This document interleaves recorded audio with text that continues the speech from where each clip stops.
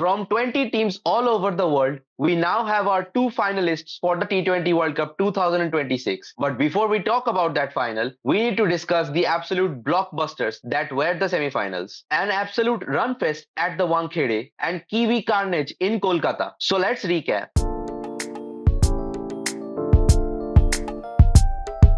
Let us start with the India vs England match at Wankhede. The absolute run fest. 499 runs scored in 40 overs. And the best part, you don't know who was winning until the last over. The bowlers really had a very bad day at the office. एक time हुआ करता था जब 250 ODI cricket में winning total हुआ करता था, लेकिन अब T20 में वो सेफ नहीं है. क्रिकेट कहां से कहां आ गया. As we discussed before the match, the dew factor was a huge game changer. England won the toss and decided to bowl first, gambling on the fact that the dew would help them chase in the second innings. Honestly, fair enough at first, and at the Wankhede that usually works. But लगता है evening snacks में ज़्यादा butter toast England को भारी पड़ गया. Harry Brooks said at the toss that he wanted to silence the Wankhede crowd. And then he dropped Sanju Samson on 15 and he went on to make the difference. 89 on the board and a game-changing innings at that. That 74 run difference, England losing the match by 7 runs. So thala for a reason, but honestly, Brook didn't just drop the catch. He dropped the World Cup. Sanju set the platform really well. After Ishan Kishan's dismissal, there came a very smart tactical move from the team management. Shivam Dube was promoted at number 4 to maintain the tempo, and the spinners were bowling at that time. So it was really a smart move. And we all know how dangerous Shivam Dube is against spin bowler. लेकिन एक चीज है, शिवम दुबे को शायद अपने ही team members को ना कुछ ट्वीट वगैरह देना चाहिए,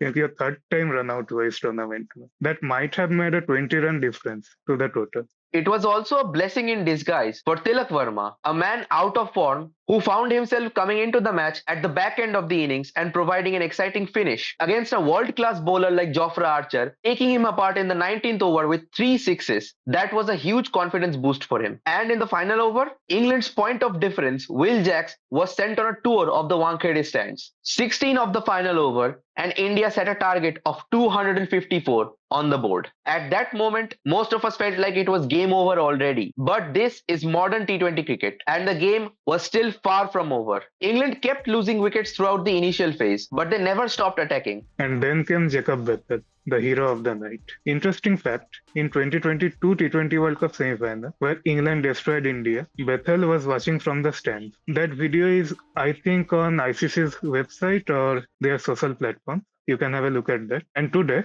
it was literally the kebab mein haddi between India and final. An outstanding century under such pressure. We have heard a lot of praise about this guy. And on semi-final night, we came to realize why he is hyped so much in English cricket. Even though he's technically not an Englishman. Even in such a high-scoring game, the point of difference was Jasprit Bumrah, India's national treasure. 6 runs in the 16th over, 8 runs in the 18th over. These two set up the game nicely for India. And eventually those 2 overs made the difference. Golden overs in such a high-scoring affair. And with Arshdeep and Hardik Pandya also nailing the death overs, eventually 253 proved to be just about enough. Another huge factor was the fielding in this match. We saw Mr. Milkshake Sharma dropping catches against West Indies, and we hoped that form wouldn't come back to haunt us. Akshar Patel with 2 stunning catches made up for all of India's fielding woes in this entire tournament. Phil Salt at the start and the crucial rally catch of Will Jacks. As the age-old saying goes, catches win matches, and in this case, it won India a place in the final. That's all from semi-final 2. Now shifting our attention to semi-final 1, South Africa and New Zealand. And honestly, South Africa might have lost the match even before the game started. During the pre-match press conference, Sukri Conrad, the South African coach, was asked about their ICC knockout history. He gave a cheeky response that he wasn't the part of those previous heartbreaks, and also mentioning that Ahmedabad is like their home ground now and they will win the final there. And that sounded uncharacteristically arrogant from South African team. But sports has a way of humbling people very quickly. Winning the toss and electing to field first, New Zealand's gamble to put an off-spinner on in the second over paid off massively as Cole McConkey took the crucial wickets of QDK and Ryan Rickelton in the second over itself, didn't bowl another over in the match, and yet still became the game changer right from the offset. 48 for 2 at the end of the power play, and then captain Markram and Dewald Brevis tried to rebuild. New Zealand even dropped a catch, and not just anyone. It was Superman himself, Glenn Phillips. But pressure can choke anyone, and in this case, it was South Africa again. 77 for 5, then 113 for 6 at the end of the 16 overs. Marco Jansen at the death did push South Africa to 169, a decent score but not entirely safe at a ground like the Eden Gardens. But what happened next, no one expected. It was absolute carnage from the Kiwi openers. New Zealand scored 84 in the power play, and match was basically finished in the first 6 overs.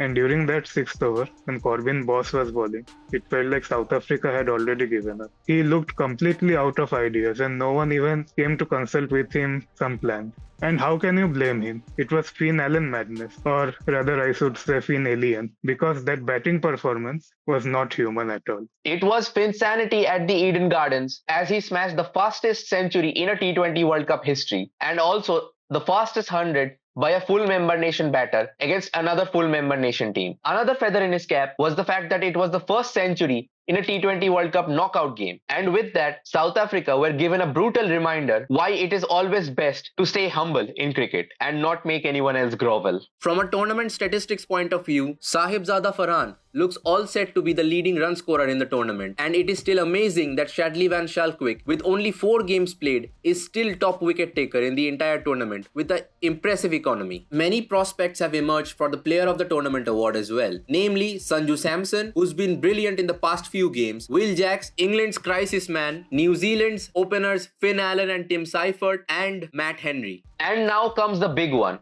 8th of March, under the lights, India versus New Zealand at Ahmedabad. For India, this venue does bring up some painful memories, but what a chance this is to rewrite history. But again, New Zealand is never an easy opponent. This team always comes prepared. Just look at their recent series against India before the World Cup. They looked clueless, but now they look a completely different team. Never underestimate Australia's neighbours. That could be your last mistake. India will have a fairly huge task ahead. Matt Henry with the new ball will be exceptionally dangerous, especially because Abhishek Sharma hasn't been in the greatest of forms. And then there's the wild card. Cole McConkey came into the tournament as an injury replacement, removed the 2 left-handers in the semi-final, and didn't even need to bowl again. Expect him to pop his head in during the power play as well. And New Zealand's other spinners can also choke you in the middle overs. Captain Santner especially. On the contrary, India's spinners have been on the expensive side. And maybe, just maybe, give Bumrah the second over. Because if Finn Allen and Tim Seifert survive early, they can finish the match very quickly. The Kiwi middle order hasn't been tested much yet, but India's spin attack, as you just mentioned, it also hasn't dominated yet. So it could be an interesting battle. 2 brilliant teams, 2 very contrasting styles, but obviously we're backing India to win. Hoping against hope, as the Kiwis have the upper hand in the T20 World Cup against India. 3 out of 3 for them, and they will hope to make it 4 this time around. The Men in Blue, on the other hand, will be hoping to become the first team to successfully defend a T20 World Cup title, on home soil nonetheless. But New Zealand is probably every Indian's second favorite team. You just can't hate these guys. They are like the Pookie team of world cricket. No drama, no aggression, no unnecessary statement. They just come, play cricket and go home. They're gracious in victory just as much as in defeat. Just look at their expression after the semi-final win. Calm and composed. One advantage India might have over the Kiwis is that India played a high pressure game in the semi-final. Meanwhile, New Zealand had a very comfortable victory. Sometimes a tough match before a big clash sharpens you. Let's see if that matters. So, time to get ready for the T20 World Cup final. India versus New Zealand in Ahmedabad. 2 incredible teams, an ICC title on the line, and hopefully another blockbuster incoming. Who do you think will win it this time? Will it be the good guys of New Zealand, or will it be the aura farmers of India? Do let us know in the comments down below. If you enjoyed our content, smash that like button and subscribe to the channel. It helps us out incredibly. But for now though, thank you guys for watching. We hope you've enjoyed, and we'll see you after the final. Glitch Lab signing out.